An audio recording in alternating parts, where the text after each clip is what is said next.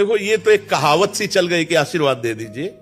अगर हमारे आशीर्वाद से या किसी महात्मा के आशीर्वाद से बात बनती तो कोई महात्मा किसी को साधन करने को नहीं कहता, वो आशीर्वाद ही दे देता। झंझट काय को करते, घंटों भाव में लगे हुए, सीधे जाओ आशीर्वाद। ऐसे हुआ आया क्या कुछ तुम्हारे पास?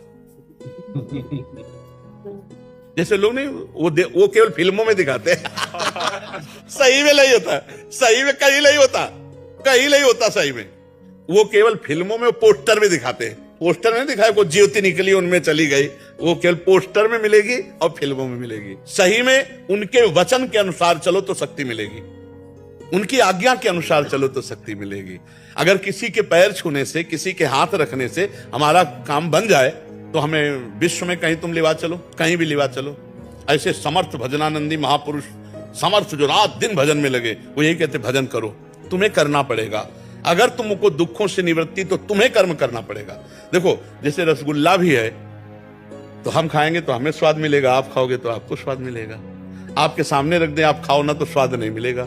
ऐसे ही कृपा जो है वो ये कि भगवान ने आपको साधु समागम दिया, संत समागम में आपको अच्छी बात मिली, अब आप उसे पकड़ लो, यही आशीर्वाद है। ना पकड़े तो ये केवल मतलब एक वचनों का एक बन गया है कि कुछ लोग होते हैं ना, कहते हैं हाथ धर दो, कुछ नहीं होता है भाई। हम कहते हैं नाटक ड्रामा नौटंकी में क्यों अपना जीवन बर्बाद करो। कोई भी रखवा ले, अगर कुछ हो जाए तो हमें बता दो, ईमानदारी से कहते हैं, इनसे कुछ नहीं होता, आज्ञा पालन से होता है। जब आप आज्ञा पालन करोगे, नाम जप करोगे, तभी आपको सब आनंद की प्राप्ति होगी। कभी कभी ऐसा तुक्का लग जाता है कि जैसे आप जो सोच के आए और आए, भले कुछ नहीं हुआ, काम हो गया, अरे बोले बाबा बड़े चमत्कारी, हम सोच के आए थे, हमारा काम हो गया। वो तुक्का लग गया, तुम्हारा पुण्य का समय आ गया और उसी समय तुम्हारी एंट्री हुई और तुम्हारी कामना बन गई, तुम्हारा काम हुआ। बोले बाबा बड़े चमत्कारी। वशिष्ठ जी से बढ़कर कोई बाबा चमत्कारी होगा? वशिष्ठ जी भगवान राम के कुलगुरु, वो कह रहे सुनो भरत, भावी प्रबल बिलख कहो मुनिनाथ। बिलख माने कि कोई बस नहीं चल सकता, हानि लाभ जीवन मरण जस अपजस विधि हाथ, विधान के हाथ है। इसलिए खूब नाम जप करो और इन सब फालतू की बातों का ध्यान न दो कि किसी का आशीर्वाद, किसी, ये सब संत जन जो बोल रहे हैं ये उनका आशीष ही है। संत जन जो बोल रहे हैं अपनी जीवनी शक्ति तुम्हें दे रहे हैं, तुम उसको पकड़ लो, फिर देखो स्वाद आ जाएगा। अब उसको ना मानो तो ये हाथ पैर, इनसे कुछ नहीं होता। ये सब एक सदाचार है। सदाचार माने एक व्यवहार है। सामने गए, प्रणाम किया, साष्टांग लौट गए, चरण छू लिए, उन्होंने हाथ रख दिया, एक सदाचार है।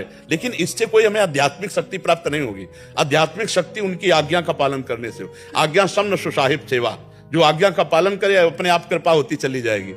ऐसा होने लगे ना तो भगवान सुषेण वैद्य को न बुलाकर झाड़ फूंक वाले को बुलाते, जब लक्ष्मण जी को वीरघातिनी लगी थी। दशरथ जी को भगवान बचवा लेते ना। लेकिन भगवान पुत्र हैं, जो होना है वही होता है। इसलिए भ्रम में न रहो, किसी के आशीर्वाद की जरूरत आपको नहीं। आप राम राम कृष्ण कृष्ण जपो, आपका आशीर्वाद अपने आप घेर लेगा। अब देखो फिर हम आपको समझा रहे, भगवान की जिस पर कृपा होती है उस पर सबकी कृपा होती है। जहां पर कृपा राम की हुई ता पर कृपा करे सब कोई। बिल्कुल अच्छे आदमी बनो, किसी के बुरे आचरणों में ना सहयोग दो, ना बुरा आचरण करो और नाम जप करो। अगर चारों तरफ से कृपा ना हो तो हमें बता देना, आनंद ही आनंद रहेगा। और ये तो एक व्यवहार मात्र है कि संतों से कहा जाता है कि आप हम पर कृपा कर दो, आप हमारे ऊपर हाथ रख दो, ये सब व्यवहार मात्र है। खूब इसीलिए बचपन से इस मार्ग में है, कहीं भी जहां सब देखा है, कहीं भी कुछ नहीं, आपको करना होगा। आपको अपने कल्याण के लिए आपको तपना होगा, आपको जलना होगा। जो आपको बता रहा है वो ड्रामा है।